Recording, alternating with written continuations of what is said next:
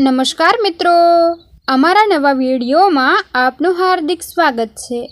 આજે આપણે વાત કરીશું શિક્ષકે એક વિદ્યાર્થીનો જીવ બચાવ્યો બનેલ સત્ય ઘટના વિશે।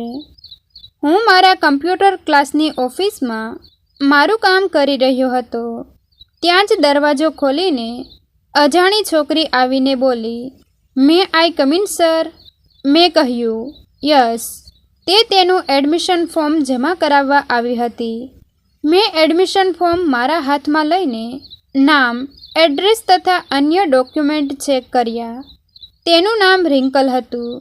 તેને છેક પાટણથી અહીં અમદાવાદ મારા ક્લાસમાં ટેલીનો કોર્સ કરવા માટે એડમિશન લીધું હતું। એટલે મેં સ્વાભાવિક રીતે મજાક કરતાં કહ્યું, "રિંકલ, તને પાટણમાં કોઈ ક્લાસ ના મળ્યા કે આટલે દૂરથી અહીંયા કોર્સ કરવા માટે આવી?" રિંકલે મને કહ્યું, "સર, એવું નથી. હું 12મા ધોરણની પરીક્ષા આપીને અહીંયા મારા માસીના ઘરે વેકેશન કરવા માટે આવી છું. આ તો મારા માસીએ મને કહ્યું કે રિંકલ, હમણાં તું 2-3 મહિના નવરી જ છો, તો પછી કમ્પ્યુટરના કોર્સ કરી લે, તારે આગળ કામ આવશે." એટલે મને માસીની વાત સાચી લાગી। મેં કહ્યું કે ગુડ રિંકલ, આમ પણ આજના ટેકનોલોજીના યુગમાં કમ્પ્યુટરના નોલેજ વગર માણસ અધૂરો છે। "Right sir." આટલું બોલીને રિંકલ જતી રહી। બીજા દિવસે નક્કી કરેલા ટાઈમ મુજબ રિંકલ ક્લાસમાં આવી। મેં તેને કમ્પ્યુટર તરફ ઇશારો કરતાં કહ્યું કે તું કમ્પ્યુટર ઓન કર, હું હમણાં જ આવું છું. "Okay sir." કહીને તે કમ્પ્યુટર પાસે જઈને ચેર પર બેસીને કમ્પ્યુટર ઓન કરીને મને બૂમ પાડે છે, "સર, ઓન થઈ ગયું." મેં કહ્યું, "1 મિનિટ, હમણાં આવ્યો." હું મારું કામ પતાવીને રિંકલ પાસે જઈને બાજુની ચેર પર બેઠો। ટેલી સોફ્ટવેર ઓન કરીને મેં તેને માહિતી આપવાનું સ્ટાર્ટ કર્યું। 15 મિનિટ સુધી મેં એને ટેલી સોફ્ટવેર વિશે બેઝિક માહિતી આપી અને હું ફરી મારી ઓફિસમાં આવી મારું કામ કરવા લાગ્યો। રાતના 8 વાગ્યા। એક ક્લાસનો સમય પૂરો થઈ ગયો, તેથી રિંકલ અને બીજી ગર્લ્સ પણ ચાલી ગઈ હતી અને હું પણ ઘરે જવા નીકળ્યો। 7 થી 8ની લાસ્ટ બેન્ચ હતી। આમને આમ 7-8 દિવસ થઈ ગયા। રિંકલ દરરોજ ક્લાસમાં આવતી અને આ 7-8 દિવસ દરમિયાન બધા બોયઝ ગર્લ્સની માફક રિંકલ પણ મારી સાથે ખૂબ જ સારી રીતે હળીમળી ગઈ હતી। આજે રિંકલને આવીએ પૂરા 15 દિવસ થઈ ગયા હતા, પણ છેલ્લા 4 દિવસથી મેં એક વાત નોટિસ કરી હતી કે તેનું મન કમ્પ્યુટર શીખવામાં નહોતું। કેમ જાણે, પણ તેના ચહેરા પરના હાવભાવ કંઈક અલગ જ તરી આવતા હતા। તેના ચહેરા પર એક અજીબ પ્રકારની ઉદાસી છવાયેલી હતી, જાણે કોઈ ઊંડા વિચારમાં હોય તેવું મને લાગતું હતું। તે ક્લાસની કોઈ ગર્લ્સ જોડે બોલતી પણ નહીં। મને થયું, નક્કી રિંકલ કંઈક મૂંઝવણમાં તો છે જ, અને મને કોઈ વ્યક્તિ તકલીફમાં હોય એમની મદદ કરવી ખૂબ જ ગમતી। એટલે મેં નક્કી કર્યું કે મારે રિંકલનો પ્રોબ્લેમ જાણવાની કોશિશ કરવી જોઈએ। કદાચ જો રિંકલ કોઈ પ્રોબ્લેમમાં હોય અને હું રિંકલને કોઈ મદદ કરી શકું અને રિંકલ તકલીફમાંથી બહાર આવી જાય। રિંકલની બેન્ચ પૂરી થયા બાદ મેં એને મારી ઓફિસમાં બોલાવી। તે દરવાજો ખોલીને બોલી, "મે આઈ કમ ઇન સર?" મેં કહ્યું, "યસ." "આવ રિંકલ, બેસ." તે મારી સામેની ચેર પર બેઠી। મેં પૂછ્યું કે રિંકલ, મારે તને એક વાત પૂછવી હતી, શું હું પૂછી શકું? તે બોલી, "હા સર, પૂછો." મેં વાતની શરૂઆત કરતાં કહ્યું કે રિંકલ, તને કંઈ તકલીફ છે? આઈ મીન કે તું કોઈ પ્રોબ્લેમમાં છે? તે બોલી, "ના સર, પણ કેમ આવું પૂછો છો?" મેં કહ્યું, રિંકલ, છેલ્લા 4 દિવસથી હું જોઉં જ છું કે તારું ધ્યાન કમ્પ્યુટર શીખવામાં નથી કે ના તો તું કોઈ જોડે વાત કરે છે. કોઈ તકલીફ હોય તો મને કહી શકે છે. બની શકે હું તારી કોઈ મદદ કરી શકું. રિંકલ કહે, ના સર, એવું કંઈ જ નથી. મેં કહ્યું, તો પછી ટેલી શીખવામાં ધ્યાન નહીં આપવાનું કે કોઈ જોડે નહીં બોલવાનું કારણ શું છે? તો રિંકલ એટલું જ બોલી, સર, એવું કંઈ જ નથી, બસ ઘરની યાદ આવે છે એટલે. પણ રિંકલે જે જવાબ આપ્યો હતો તે મારું મન માનવા તૈયાર નહોતું. છતાં વધારે પૂછવું મને ઉચિત ના લાગ્યું, કેમ કે રિંકલ તો માત્ર મારી સ્ટુડન્ટ હતી અને મને કહેવું એને યોગ્ય ના પણ લાગતું હોય. તેથી મેં રિંકલને કહ્યું, સારું, તું જઈ શકે છે. રિંકલ ચાલી ગઈ. આમને આમ બીજા 5 દિવસ વીતી ગયા. આજે પણ રિંકલ એના સમય મુજબ ક્લાસમાં આવી, પણ તેની લાલ આંખો જ કહી આવતી હતી કે તે આજે ખૂબ રડી છે. હું એને ટેલીના સોફ્ટવેરમાં કઈ એન્ટ્રી ક્યાં કરવાની એ બતાવીને મારી ઓફિસમાં આવ્યો અને હું વિચારવા લાગ્યો કે રિંકલને એવો તો શું પ્રોબ્લેમ હશે કે આટલી અપસેટ રહે છે. મને થયું, જે હોય તે, પણ મારે હજી ફરી એકવાર રિંકલને પૂછવું જ જોઈએ. આજે રિંકલની બેન્ચ પૂરી થયા બાદ મેં ફરી રિંકલને મારી ઓફિસમાં બોલાવી. તે મારી પરમિશન લઈને ધીમા પગલે અંદર આવી. મેં તેને ચેર પર બેસવા કહ્યું. તે નીચી નજરે મૌન બનીને ચેર પર બેઠી ગઈ. મેં કહ્યું કે, રિંકલ, તું ભલે મને કંઈ ના કહે, પણ તારા ચહેરા પર મને સ્પષ્ટ વંચાય છે કે તું જરૂર કોઈ પ્રોબ્લેમમાં છે. તે દિવસે પણ તે વાતને ટાળી હતી અને વધારે પૂછવું મને પણ ઉચિત ના લાગ્યું, એટલે મેં પણ વધારે ના પૂછ્યું. રિંકલ, હું કોઈ પણ વ્યક્તિને તકલીફમાં હોય તો એને મદદ કરવામાં માનું છું, માનવ ધર્મમાં માનું છું. જો રિંકલ મને તારો દોસ્ત માનીને કહે, શું પ્રોબ્લેમ છે? જો તું પ્રોબ્લેમ કહીશ તો કોઈ રસ્તો નીકળશે. આમને આમ મૂંઝાયા કરીશ તો કંઈ નહીં થાય. બની શકે કે હું તને કોઈ રસ્તો બતાવી શકું. રિંકલ એટલું જ બોલી કે સર, મારા પ્રોબ્લેમનો કોઈ જ રસ્તો નથી. આટલું બોલતા જ તેના ગળે એક ડૂમો ભરાઈ આવ્યો. મેં મારી ચેર પરથી ઊભા થઈને રિંકલને પાણીનો ગ્લાસ આપી પાણી પીવા કહ્યું. પાણી પીને તે થોડી શાંત થઈ. પછી મેં કહ્યું, જો રિંકલ, સમસ્યા ગમે તેવી મોટી કેમ ના હોય, તેનો ઉપાય પણ હોય જ છે. જ્યારે બધા દરવાજા બંધ થઈ જાય ત્યારે ભગવાન એક દરવાજો તો ખુલ્લો રાખે જ છે.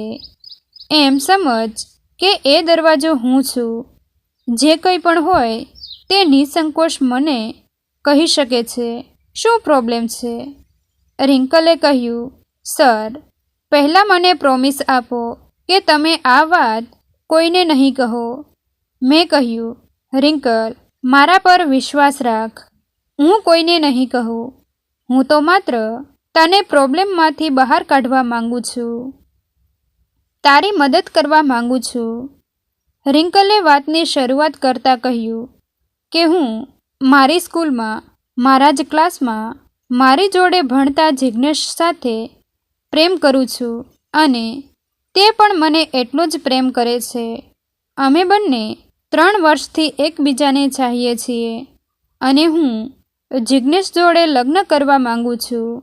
પણ અમારા લગ્ન થઈ શકે તેમ નથી, કેમ કે અમારી બંનેની જ્ઞાતિ અલગ છે.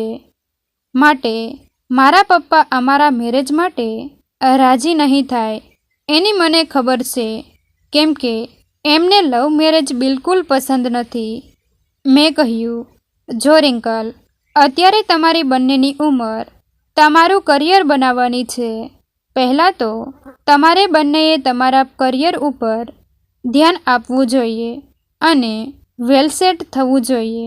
અને એકવાર જિજ્ઞેશ પણ વેલ સેટ થઈ જશે પછી કોઈ તકલીફ નહીં પડે. રિંકલ, મારી તો તને એક જ સલાહ છે કે તમે બંને અત્યારે તો તમારા પોતાના કરિયર ઉપર ધ્યાન આપો. અને વાત રહી તમારા પપ્પાની, તો એ તો જિજ્ઞેશ પણ વેલ સેટ હશે અને બધી રીતે સારું હશે તો તારા પપ્પા પણ માની જશે. આમ પણ કોઈ મા બાપ પોતાના સંતાનનું ક્યારેય અહિત ના જ ઈચ્છે. રિંકલ બોલી કે સર, તમે તમારી જગ્યાએ રાઈટ છો, પણ હું મારા પપ્પાને બહુ સારી રીતે ઓળખું છું. એકવાર અમારા જ સમાજમાં એક છોકરીએ ઘરેથી ભાગીને લવ મેરેજ કર્યા હતા. ત્યારે પપ્પાને મેં મમ્મી જોડે વાત કરતા સાંભળ્યા હતા. તે એવું કહેતા હતા કે આની જગ્યાએ જો આપણી રિંકલ હોય તો હું એને જોડે તમામ સંબંધ પૂરા કરી નાખું. મેં રિંકલને પૂછ્યું કે તને પાક્કી ખાતરી જ છે કે તારા પપ્પા નહીં માનવાના? તો પછી તારો શું વિચાર છે? મતલબ કે તારો નિર્ણય શું છે? શું તું જિજ્ઞેશ સાથે ઘરેથી ભાગીને લવ મેરેજ કરવા ઈચ્છે છે? રિંકલે મને કહ્યું કે સર, હું મારા પપ્પાની વિરુદ્ધમાં જઈને લવ મેરેજ ના કરી શકું. હું નથી ઈચ્છતી કે મારા કારણે મારા પપ્પાને સમાજમાં નીચું જોવાનો વારો આવે કે એમની ઇજ્જત જાય. એટલે એવું પગલું હું ક્યારેય નહીં ભરું અને હું જિજ્ઞેશ વગર પણ રહી શકું તેમ નથી. અને તેથી જ મેં મારો નિર્ણય કરી લીધો છે. શું નિર્ણય કર્યો છે? રિંકલ, મેં તેને પૂછ્યું, પણ રિંકલ કંઈ જ બોલી નહીં. મેં ફરી પૂછ્યું, રિંકલ, હું તને પૂછું છું, તે શું નિર્ણય કર્યો છે? રિંકલે કહ્યું, સર, હું આત્મહત્યા કરી લઈશ એટલે કોઈ જ પ્રોબ્લેમ નહીં રહે. રિંકલના આ જવાબથી મારો ગુસ્સો 7મા આસમાને પહોંચી ગયો. મને એમ થયું કે રિંકલને 2 તમાચા મારી દઉં, પણ હું ઊભો થઈને રિંકલ પાસે ગયો. તે રડતી હતી. મેં એને આશ્વાસન આપતા કહ્યું, રિંકલ, હું જાણું છું કે અત્યારે તારા પર શું વીતે છે, પણ તું એમ સમજે છે કે તું આત્મહત્યા કરી લઈશ એટલે તારા પપ્પાની ઇજ્જત નહીં જાય. મેં કહ્યું, તારા આત્મહત્યા કરવાથી તારા મા બાપ પર શું વીતશે એનો તે વિચાર કર્યો છે ખરો? તારા મા બાપ ક્યાંય ના નહીં રહે. તારા મા બાપ જીવતે જીવ મરી જશે. રિંકલ, એ તો તે વિચાર્યું છે ક્યારેય? તે કોઈને મોં બતાવવા પણ લાયક નહીં રહે. જે મા બાપે તને જન્મ આપ્યો, જે મા બાપે તને મોટી કરી, તારી ખુશી માટે પણ એમને કેટલાય સપનાઓ જોયા હશે. એ સપનાઓનું શું? રિંકલ, શું તારે તારા મા બાપને જીવતે જીવ મારી નાખવા છે? અને વાત રહી પ્રેમની, તો પ્રેમમાં પામી લેવું જ નથી હોતું. પ્રેમમાં લગ્ન થાય એવું પણ જરૂરી નથી હોતું. પ્રેમમાં તો સમર્પણ હોય. અને હા રિંકલ, એક વાત યાદ રાખજે, આત્મહત્યા કરવી એ કાયરતાની નિશાની છે. આત્મહત્યા કરવાથી કોઈ પણ સમસ્યાનું નિરાકરણ નથી આવતું. અને હા, તારે તારા મા બાપનું પણ વિચારવું જોઈએ ને? રિંકલ ભીની આંખે મૌન બનીને મારી વાત સાંભળી રહી હતી. લગભગ રાતના 9:15 થવા આવ્યા હતા. મેં રિંકલને કહ્યું, રિંકલ, ઘરે તારા માસી રાહ જોતા હશે. બહુ મોડું થઈ ગયું છે, તું ઘરે જા. અને હા, મેં કીધું એના પર શાંત ચિત્તે વિચાર કરજે. તારી જ જાતને તું સવાલ પૂછજે, તને જવાબ મળી જશે. રિંકલ ઘરે ચાલી ગઈ. બીજા દિવસે તે એના ટાઈમે ક્લાસમાં આવી ગઈ. રિંકલના ચહેરા પર આજે સ્મિત હતું. એ જોઈને હું પણ ખુશ થયો. તેનો વારો આજે થિયરિકલ હતો. તે નોટબુકમાં લખી રહી હતી. હું બીજા સ્ટુડન્ટને શીખવાડીને મારી ઓફિસમાં આવીને ચેર પર બેઠો. રાતના 8 વાગી ગયા હતા એટલે સૌ ઘરે ચાલી ગયા. દરવાજો ખોલીને રિંકલ બોલી, સર આવું? મેં પણ મજાક કરતાં કહ્યું, કેમ આજે મે આઈ કમિન સર નહીં? અને તે હસવા લાગી. રિંકલ અંદર આવીને ચેર પર બેઠી. મને કહ્યું, સર મેં કાલે રાત્રે ખૂબ વિચાર કર્યો અને તમારા કહ્યા મુજબ મેં મારી જાતને જ સવાલ પૂછ્યા અને મને એ સવાલોના જવાબ પણ મળી ગયા. મેં પૂછ્યું, શું જવાબ મળ્યા? રિંકલે કહ્યું, સર તમારી વાત એકદમ સાચી છે. મારે મારા મા બાપનું પણ વિચારવું જોઈએ. મારે મારા મા બાપને મારા લીધે થઈને તકલીફ ના આપવી જોઈએ. રિંકલ બોલી, સર તમારો ખૂબ ખૂબ આભાર. તમે મારો જીવ બચાવ્યો, મને નવી જિંદગી આપી. નહીં તો ખબર નહીં શું થાત. મારા કારણે મારા મા બાપ જીવતે જીવ મરી જાત. મેં કહ્યું, ખૂબ સરસ રિંકલ, તને સાચું સમજાયું એ જ ઘણું છે. અને હું કોણ તારો જીવ બચાવવાવાળો? જીવ બચાવવાવાળો તો ઉપરવાળો છે. હું તો માત્ર નિમિત્ત બન્યો છું. અને બીજી થોડી વાતો કરીને રિંકલ ઘરે ચાલી ગઈ. હવે રિંકલ ખુશ રહેવા લાગી હતી અને તેનો કોર્સ પણ પૂરો થઈ ગયો. અને આજે રિંકલની પરીક્ષા હતી. સાથે સાથે રિંકલનો ક્લાસમાં છેલ્લો દિવસ હતો. રિંકલે પેપર પૂરું કરીને મને મળવા મારી ઓફિસમાં આવી. પણ આ વખતે રજા લીધા વગર જ તે અંદર આવી ગઈ અને કહ્યું, સર ફરી એકવાર તમારો ખૂબ ખૂબ આભાર મને નવી જિંદગી આપવા માટે. તે દિવસે રિંકલ ખૂબ રડી મારી પાસે અને એનું જ બોલીને એવું જ બોલી કે જિંદગીના છેલ્લા શ્વાસ સુધી હું તમને નહીં ભૂલું. હું કંઈ બોલું તે પહેલાં રિંકલ ચાલી ગઈ અને એ સમયમાં રિંકલ જોડે ફોન પણ ન હતો. ભાગ્યે જ કોઈ છોકરી ફોન રાખતી હશે. 1 મહિના પછી રિંકલનું રિઝલ્ટ પણ તેના માસી આવીને લઈ ગયા. રિંકલના ઘરે લેન્ડલાઇન ફોન હતો. તેથી રિંકલે મારી સાથે 2-3 વાર ફોનમાં વાત કરી હતી. આજે એ વાતને 5 વર્ષ થઈ ગયા. હું મારી ઓફિસમાં કમ્પ્યુટર પર મારું વર્ક કરી રહ્યો હતો અને મારા મોબાઈલ ફોનમાં રિંગ વાગી. મેં જોયું તો અનનોન નંબર હતો. મેં ફોન રિસીવ કરતાં કહ્યું, હેલો, કોણ? સામે છેડે કોઈ ગર્લ્સ બોલી, કોણ? મયુર સર?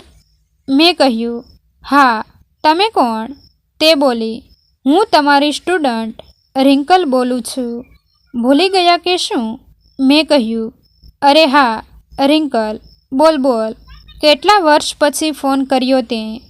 રિંકલે મારી સાથે થોડી ઔપચારિક વાતો કરી અને કહ્યું, સર મારા મેરેજ થઈ ગયા છે. મેં તેને કહ્યું, કોંગ્રેચ્યુલેશન્સ રિંકલ. એ બોલી, સર થેન્ક યુ, અને કહ્યું કે અમારી કાસ્ટમાં જ ધામધૂમથી મેરેજ થયા અને મને મારા પતિ પણ ખૂબ સારા મળ્યા છે. મને સમજે એવા અને વેલસેટ પણ છે. તે આઈટી કંપનીમાં જોબ કરે છે. મેં કીધું, ગુડ રિંકલ, તને સારું પાત્ર મળી ગયું? રિંકલે કહ્યું, હા સર, હું ખૂબ જ ખુશ છું મારા પતિથી. અને બીજી એક વાત એ કે જે જિજ્ઞેશ પાછળ હું ગાંડી થઈ હતી તે તો 1 નંબરનો હરામી નીકળ્યો. મને મારી ફ્રેન્ડ દ્વારા જાણવા મળ્યું કે મારે પહેલાં પણ એને મારી જેવી 3 છોકરીઓને લગ્નના વચન આપીને એની જિંદગી બગાડી છે અને તે દારૂનો વ્યસની છે. પણ એ ઉંમર એવી હતી કે હું આકર્ષણને પ્રેમ સમજી બેઠી હતી. ખરેખર સર, જો તમે ના મળ્યા હોત તો ખબર નહીં મારું શું થાત? અને થોડી વાત કર્યા બાદ રિંકલે ફોન મૂકી દીધો. મિત્રો, તમને જો આ વિડીયો પસંદ આવ્યો હોય તો વિડીયોને લાઈક અને તમારા અન્ય સગા સંબંધી મિત્રો સાથે વિડીયોને શેર કરવાનું ભૂલતા નહીં. અને આવા જ નવા જીવન ઉપયોગી, જીવનમાં કંઈક નવું કરવાની પ્રેરણા મળે તેવા વિડીયો જોવા માટે અમારી ચેનલ સાથે બન્યા રહો. થેન્ક યુ મિત્રો. મળીએ છીએ એક નવા વિડીયો સાથે. આભાર.